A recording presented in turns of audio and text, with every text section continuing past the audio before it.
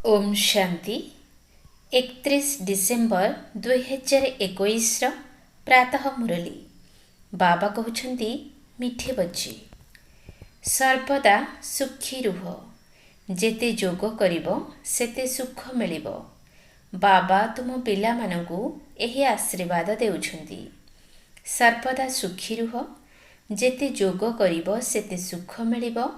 बाबा तुम पिला मानकु एही आशीर्वाद देउछंती। प्रश्न संगम जुगरे तुमे माने एभली केउ शुभ कार्य करुछ जहाँकि सारा कल्परे होई न थाए। संगम जुगरे तुमे माने एभली केउ शुभ कार्य करुछ जहाँकि सारा कल्परे होई न थाए। उत्तर पवित्र हेबा एवं अन्यको कराइबा एहा सबुठारु बड़ शुभ कार्य। पवित्र हेबा द्वारा तुमी पवित्र दुनियार मालिक होई जाउछ। पवित्र हेबार उपाय बाबा बताइछंती जे मिठे बच्चे तुमे माने मते बहुत स्नेहर सहित मने पकाओ, देही अभिमानी हुओ। एही उपाय समस्तंकु शुणाई चल। गीत किसने यह सब खेल रचाया। ओम शांति। शिव बाबा बसी निजर पिला मानकु शाल ग्राम मानकु बुझाउछंती। शिव बाबांकु तो समस्ते जानिछंती, एकथा भी जानिछंती जे शिव बाबांकर निजर शरीर नाही। शिवंकर प्रतिमा तो गोटिए ही अटे, एथिरे कौनसी फरक नाही। तांकु लिंग आकार रे दर्शाउछंती। जेपरि मनुष्य मानक मध्यरे कौनसी प्रभेद न थाए।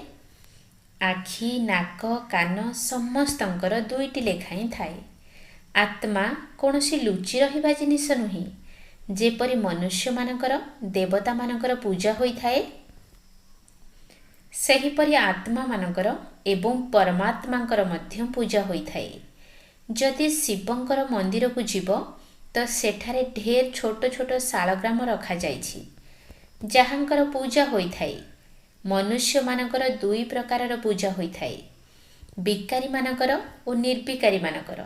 एहाकु कहा जाउछि भूत पूजा, काहींकिना एठारे तो काहार भी पवित्र शरीर नाही। एहा पांच तत्वरे तियारी होइछि। माटीरे तियारी होइथिबा पितुळा अटे। मूर्तिमान तियारी करुछंती, सेथिरे मध्य माटी एवं पानी मिसाउछंती। पुणी ताकु खुआइबा पाई खरा दरकार पडुछि।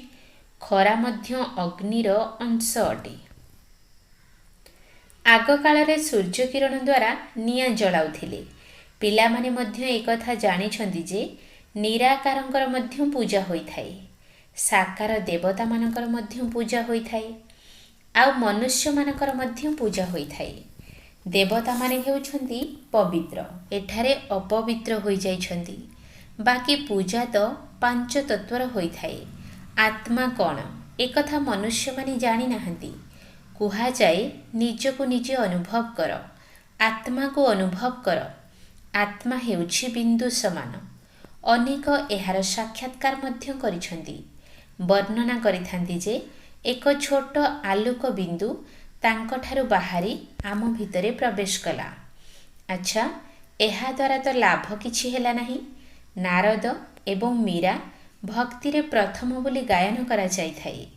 जदिও साक्षात्कार होई थाए किंतु सीढ़ी रे ओल्हाइबाकु होई थाए ना, सेथिपाई अल्प काल पाई लाभ होई थाए। एबे तुमे माने आत्म अभिमानी होइछ। जानिछ जे आगरु आमे देह अभिमानी थिलु। एबे एहा हेउछि नुआ कथा। आत्मा पाठ पढ़ुछि। एहा तो एकदम पक्का करिदेबा दरकार जे बाबा आमको पाठ पढ़ाउछंती। एहा तो प्रथमे पक्का निश्चय होई जाओ। आत्म अभिमानी हेबाकु पड़िबो।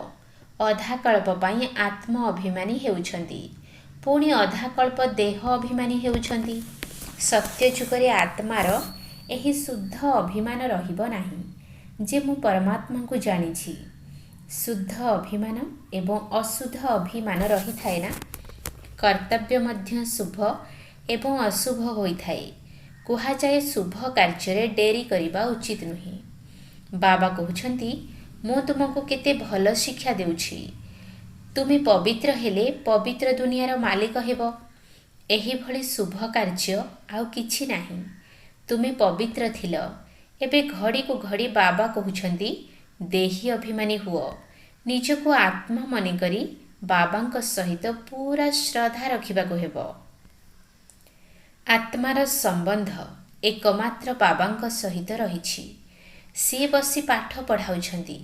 एहा वास्तविक अनुभवर कथा अटे। बेहद्र बाबांक ठारू आमे बेहद स्वर्गर वर्षा नेउछु। बाबा मध्य कहउछंती मधुर संतानगण आत्मा मानकु ही कहउछंती। आत्मा एही कान द्वारा शुणुछि।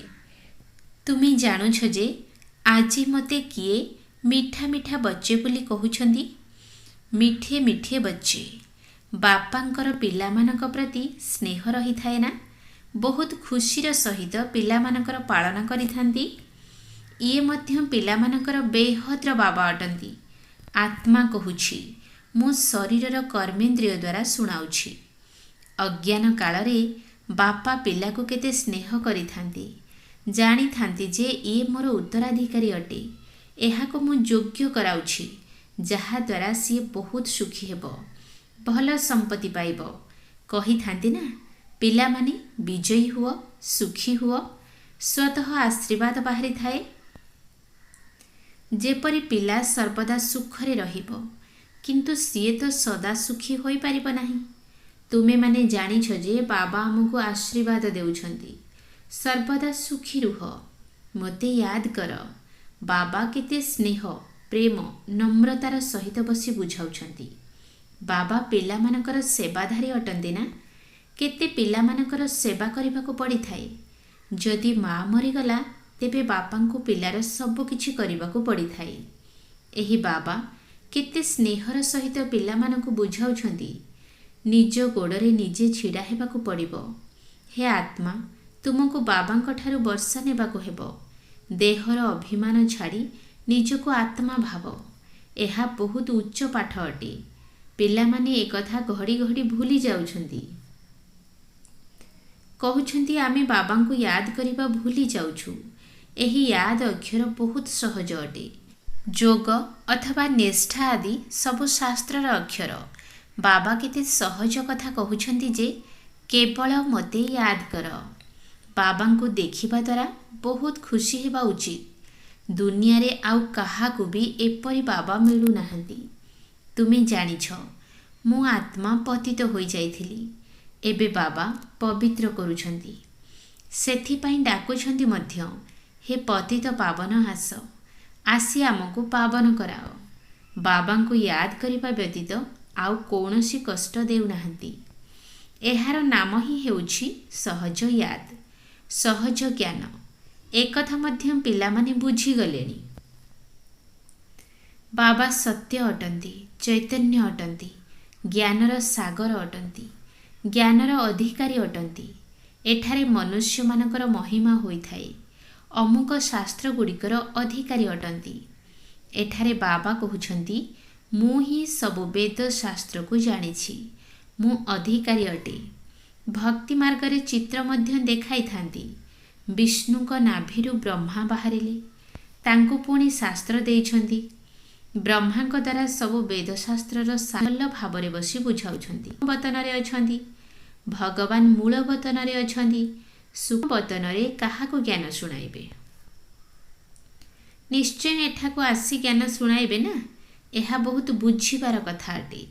ब्रह्मा को द्वारा सबु शास्त्र गुड़िकर सार भगवान केउठी सुनाइबे।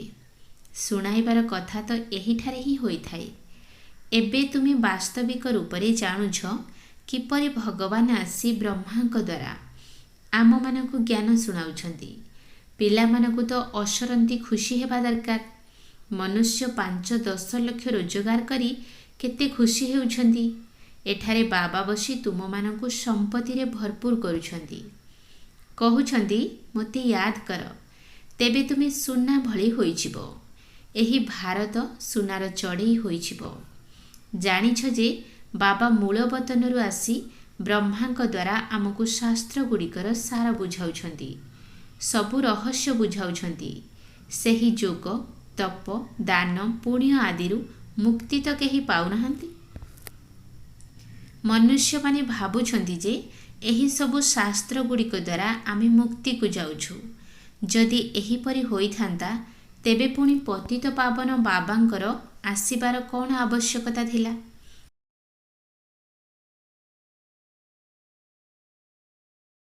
जदि फेरिबार रास्ता थांता तेबे तो केही जाइथांते ना। दुनिया रे मनुष्य मानकर अनेक मत रहिछि। एबे पिलामानकु बाबा बुझाइछंती जे घर को केही भी फेरी जाई पारिबे नाही।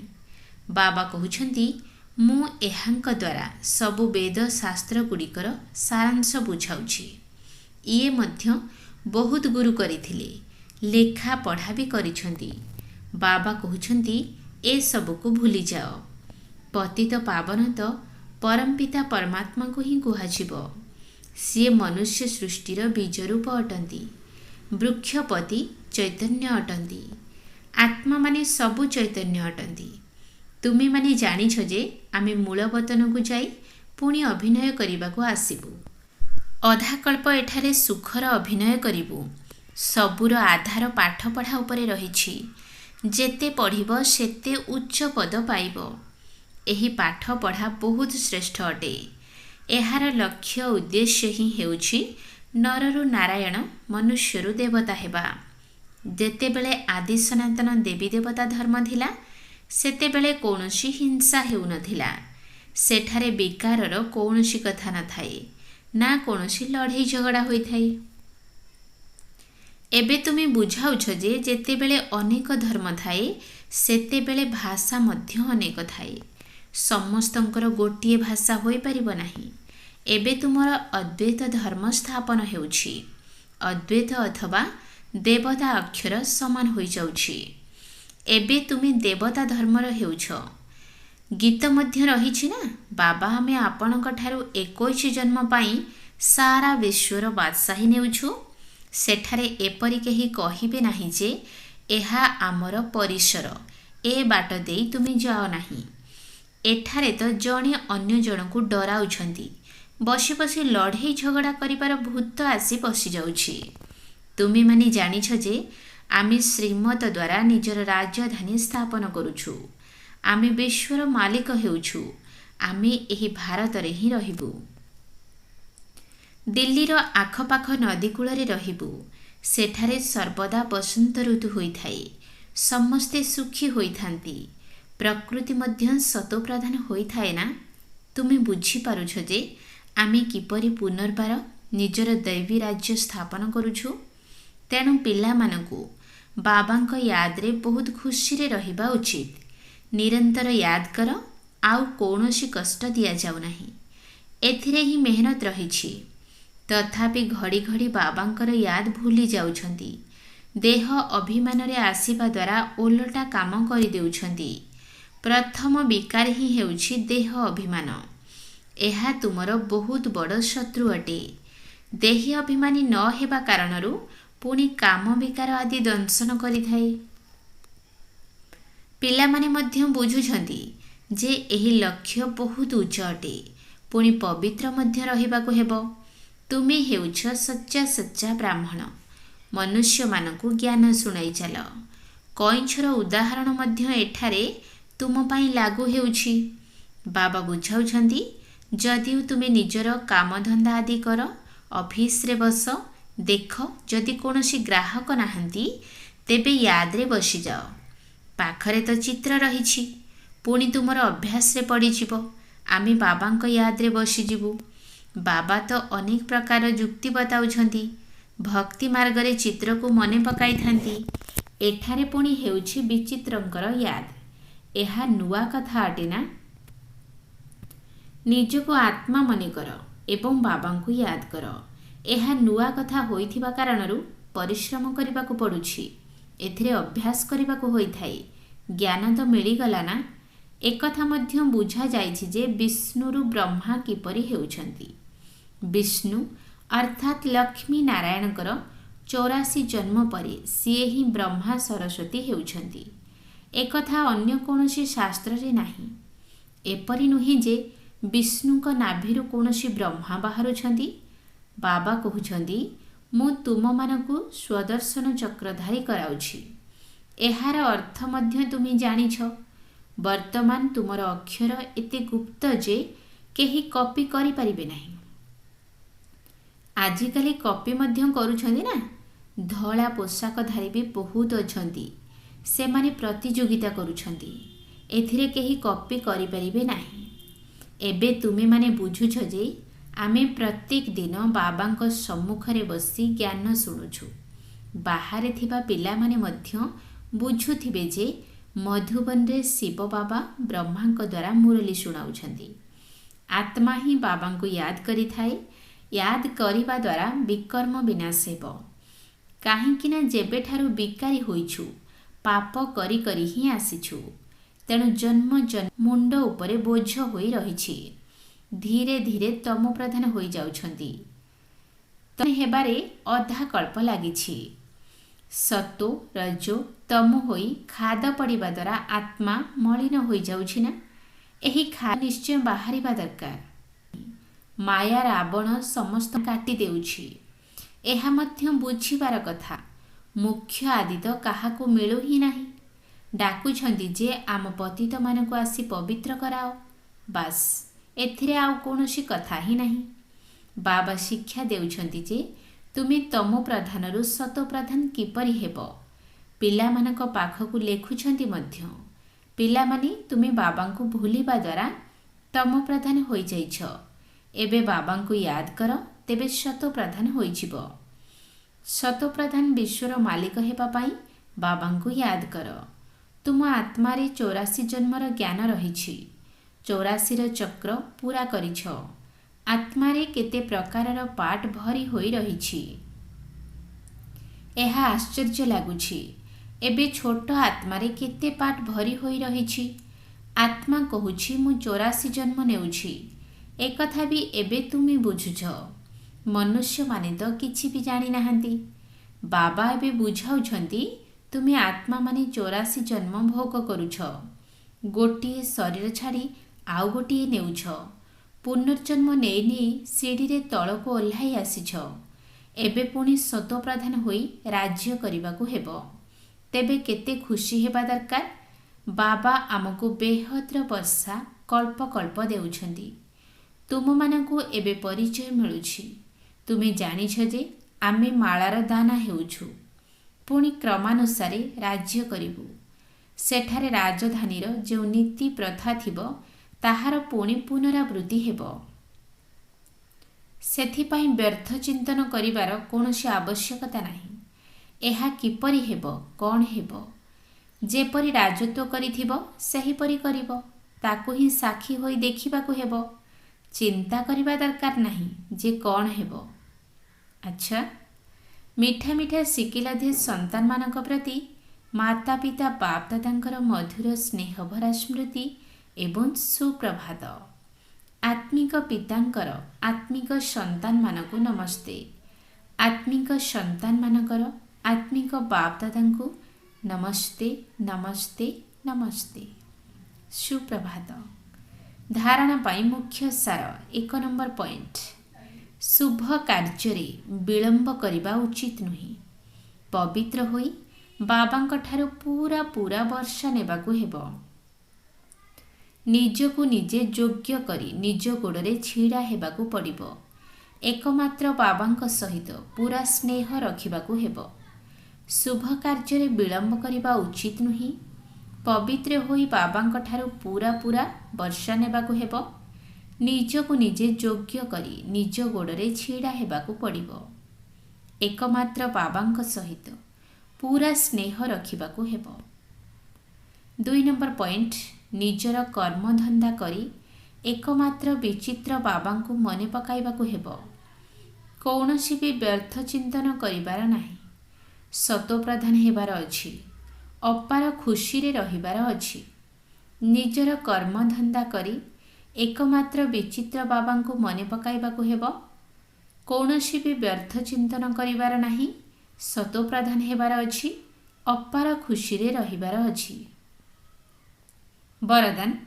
श्रेष्ठ मत अर्थात श्रीमत आधार रे मायावी संगदोष ठारू दूरे रही शक्ति स्वरूप आत्मा हुओ। श्रेष्ठ मत अर्थात श्रीमद आधार मायावी संगदोष ठारू दूर रही शक्ति स्वरूप आत्मा हुओ। पिलामानक भितरे सर्वदा गोटिए अभियोग रहुछि जे मित्र संबंधी माने आम कथा शुणुनाहांती, आमको अज्ञानी आत्मा संगरे रहिबाकु पड़ुछि, सेथिपाई शक्तिशाली होई पारुनाहु। किंतु श्रेष्ठ मत आधार ज्ञान स्वरूप शक्ति स्वरूप हेबार वरदानी होई निजर स्थिति को अचल करि दियो। साक्षीद्रष्टा होई प्रत्येकंकर पाठ को देख, निजर सतोगुणी पाठ करि चाल एवं सर्वदा बाबांक संगरे रुह, तेबे तमोगुणी आत्मा मानकर संगर रंग प्रभावित करि परिब नाही। स्लोगान कर्मयोगी आत्मा तांको कुहाजिबो, जेउमाने कर्मरूपक कल्पवृक्षर डाल उपरे बसी कर्म करुथिले मध्य उपराम स्थिति रे रहिथांती। कर्मयोगी आत्मा तांको कुहाजिबो, जेउमाने कर्मरूपक कल्पवृक्षर डाल उपरे बसी कर्म करुथिले मध्य उपराम स्थिति रे रहिथांती। ओम शांति।